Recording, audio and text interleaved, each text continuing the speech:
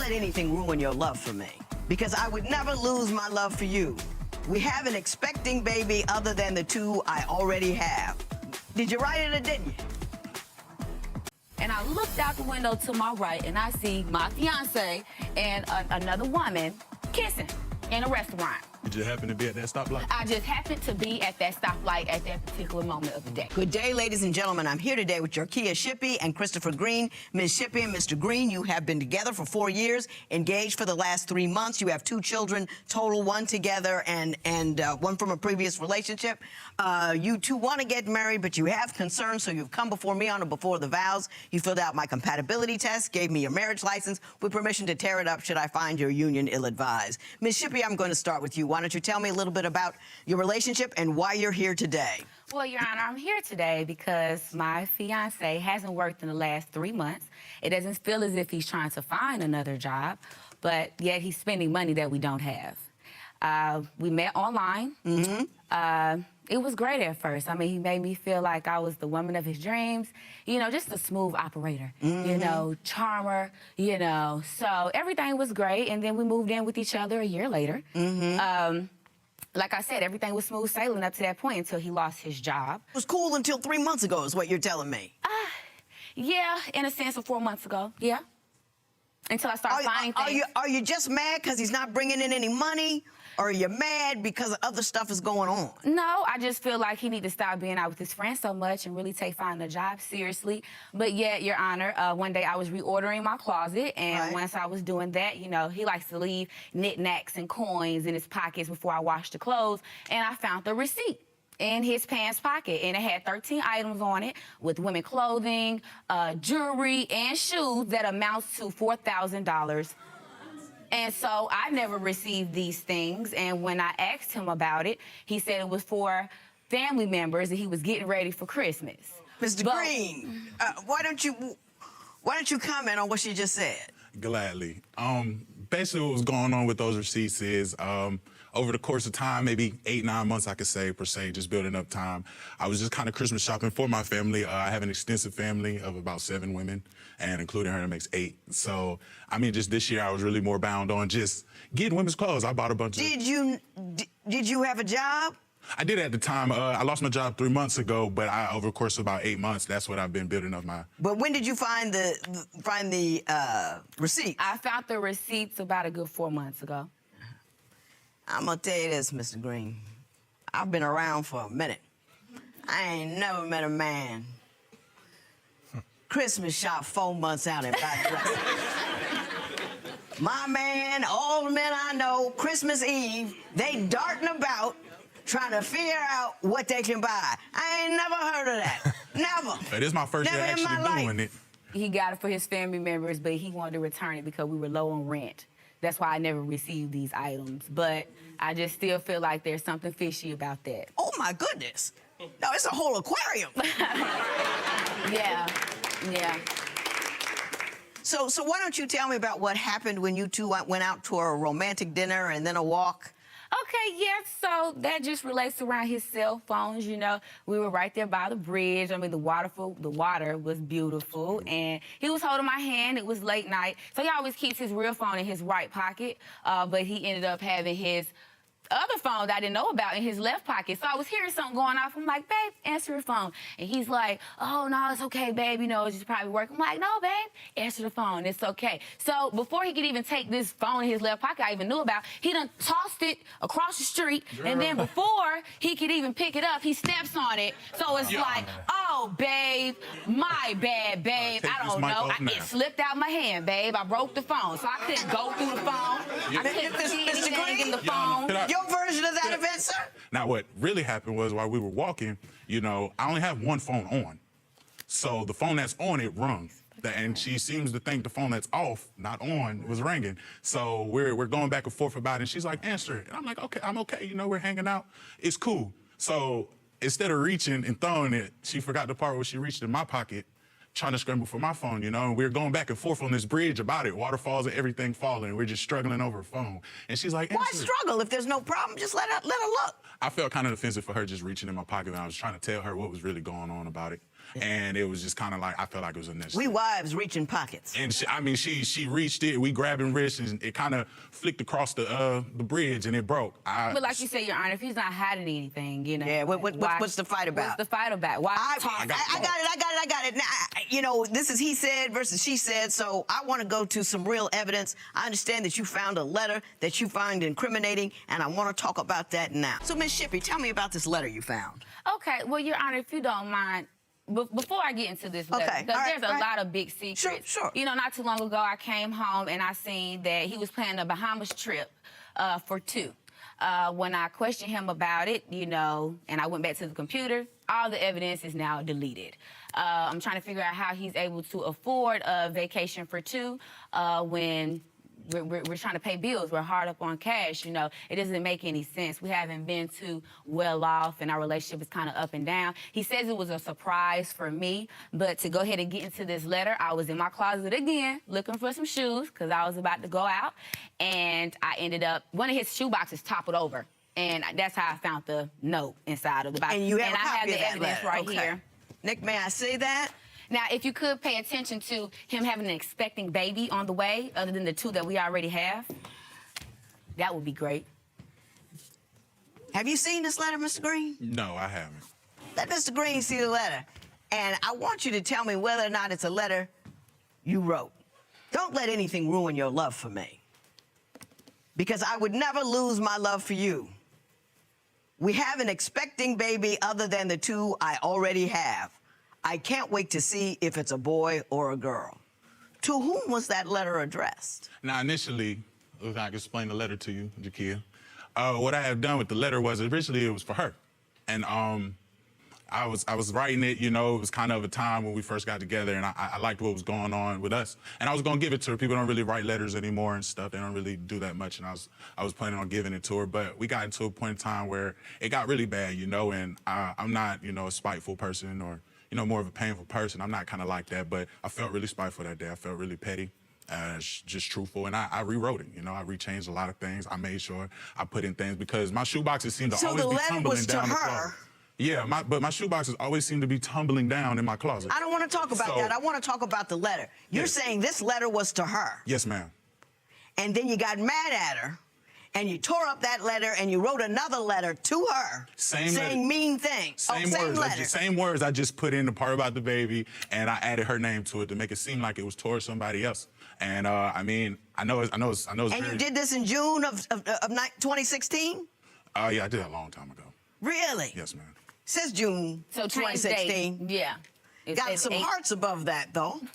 They And you know, the funny thing is, in between the time you found out we had that letter and you got that letter here,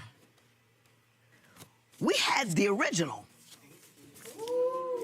And there's only one date on the original, and there are no hearts. And the date on the original is June 1, 18. Your Honor, that's the original you have. Same letter, same stuff. This one doesn't have the heart. We took a picture of it before you got a hold of it to change the date so you could lie to her and lie to me. And I just caught you. That's what that is. So we're gonna have to figure out, I guess, well, I'm gonna have to figure out what's on your mind. I gotta figure out how many times this guy's gonna be caught in a bold-faced lie before you find the will to do something about it.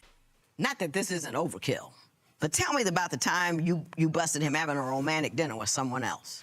Well, again, it started with the late night text messages at 2 o'clock in the morning. You know, the baby might be crying. He's 5 months now. And, you know, I might get up, change his pamper, but then I see his phone is lit. I have the code to his phone. I always see someone texting, you know, and it's a female, like, oh, when are we going to finish? You know, I mean, they're so broad. Yeah, they're not specific really, enough. Yeah, so it's like, oh, okay. But one day, I had my son in the back. I had to take him to the doctor, and I was at a stoplight. I mean, I'm telling you, it was like magic. Maybe it was meant for me to see it. And I looked out the window to my right, and I see my fiancé and another woman kissing in a restaurant.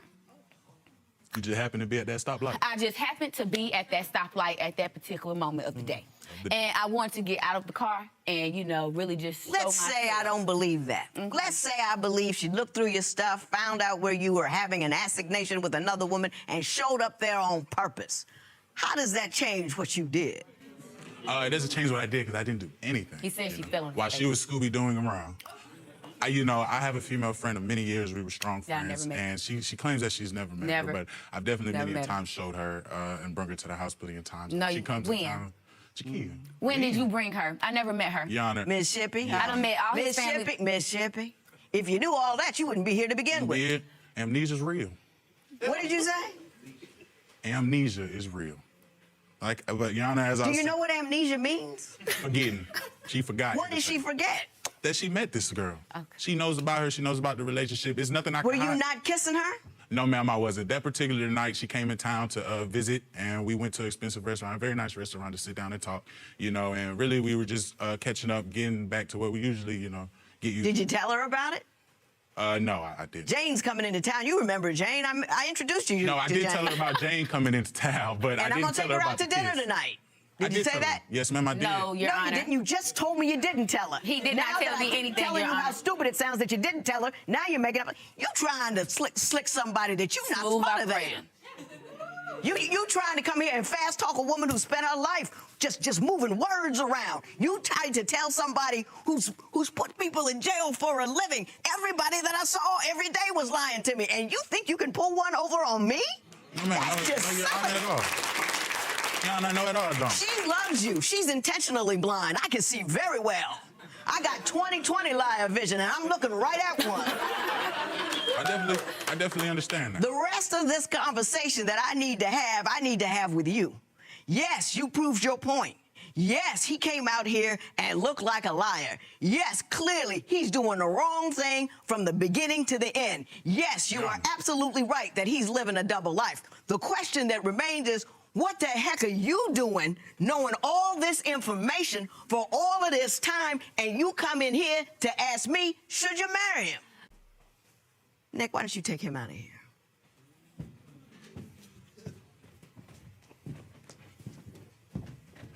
He came up in here and just lied to my face. And it's just, the lies are so stupid and so absurd. My question to you is, why do you put up with it? He's lying to you. He's trying to lock you down as his wife while he lives another life. He's going to lock you down. I heard somebody say this the other day. Monogamy is the lie that I told that woman in order to get her not to leave me while I continue to live the life that I wanted. And that's the lie he's telling you. He sees that you see he's a liar. He sees that you got a baby with him, and now he's going to lock you down. He's going to put a ring on you, and then he's going to do whatever he wants to do. I mean, he's really a good guy. No, I he's want him not to a stop good lying. guy. He's not a good guy, Ms. Shippey. If you accept that he's a philanderer and he's a traveler and he runs around and you want to live that life, go ahead and do it. But don't run around and chase him, see what he's doing, and get upset about it. Because you've already said, yes, this is what I'm willing to sign up for. Yes, this is what I'm willing to do. He's a liar. He's a cheater. He runs around. He tells stories. He spends money on other women. He's living off of me because he ain't got a job right now, and he's feeling real good about it. And now that he doesn't have a job, he says, shoot, I got to put a ring on her finger because she might just float away. This is how it goes. It's like a script. I get her in the house, she's doing my laundry, this, that, other. Then I can let the job go. And then she's got that baby, so she's invested. And then when I let the job go, oh, she's getting mad about it, so now I'm going to put a ring on her finger so she won't go nowhere. I mean, he's an account executive. He can go find another job at a But finance he company. hasn't. He's not looking. He's hanging out with his homeboys. That's He's not what I'm coming home trying at to night. tell you. I just want him to tell the truth. That's all I want. So you want him to tell the truth. Yes, I'm sleeping with other women. I will continue to do so once we get married. And you just need to learn to live with it. That is what you're looking for? I want him to tell the truth about what it is that I found and what he is doing. So And that what are I you know gonna do with that information? I will leave. You know, I'm not crazy. You know, I don't You're like looking being kind of hurt. crazy. Okay. You're looking kind of crazy. I don't think you're going to leave. That's what I think. Okay. Prove me wrong. Listen. I'd do back handspring across this stage if you could prove me wrong. Okay. I'd love it. All right. I hate dudes that do this to women. Yeah. Yeah. They're romantic criminals. Yeah. They steal your life, they steal your money, they steal your youth, they steal your time. I mean, the and then bedroom when was fine, some the young bedroom hot was thing cool. comes, they will replace you. Yeah. It's okay. You know. Somebody love me too. If you were my daughter, I'd be smacking you all upside your head.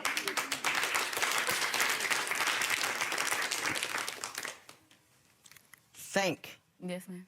Do you want to attach yourself to a lifetime of chasing a man around? No. Then that's all that needs to be said. This matter is adjourned. What a case! What started as a relationship built on online romance quickly turned into a courtroom examination of trust, honesty, and accountability. Throughout this hearing, we heard multiple allegations from Mississippi, including unexplained purchases totaling thousands of dollars, a mysterious second phone, deleted vacation plans, suspicious messages, an incriminating letter referencing another baby, and even allegations of seeing her fiancé with another woman. But perhaps the most damaging part of today's case wasn't any single piece of evidence. It was the repeated contradictions and explanations that simply didn't add up under scrutiny. Judge Lynn Toler focused on a key issue that goes beyond this particular relationship: trust. In any marriage, trust is the foundation. Once that foundation begins to crack, every unanswered question, every deleted message, and every inconsistent story becomes magnified. The judge made it clear that the biggest concern wasn't whether Mississippi had gathered enough evidence. The concern was why she continued to consider marriage after identifying so many red flags. What's especially interesting is that the judge didn't spend much time debating whether Christopher's behavior was suspicious. Instead, she challenged Mississippi to think about her own future and whether she was willing to spend years chasing explanations and investigating doubts. That's a powerful lesson that applies far beyond this courtroom. Now we want to hear from you. If you were in Mississippi's position, would you move forward with the wedding, postpone it until trust is rebuilt, or walk away entirely? Was Christopher misunderstood, or were the warning signs simply too overwhelming to ignore? Drop your thoughts in the comments below and join the discussion.